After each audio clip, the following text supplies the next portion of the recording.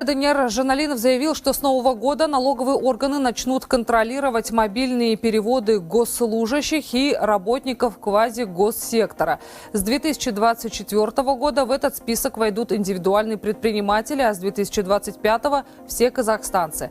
К слову, речь не обо всех переводах, а только о тех, которые будут соответствовать определенным критериям.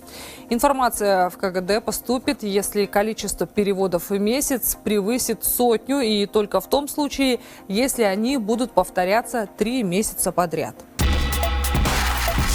Реальная инфляция в Казахстане выше официальных цифр. Такое мнение высказала депутат Мажилиса парламента Дания Испаева.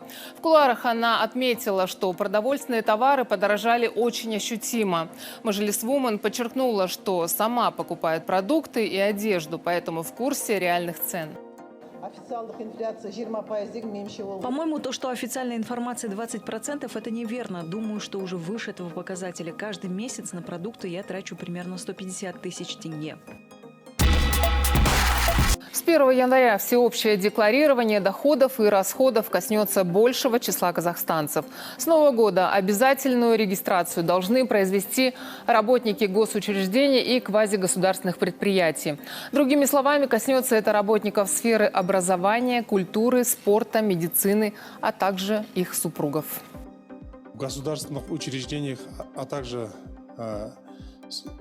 субъектах квазигосударственного сектора работают более 100 тысяч человек.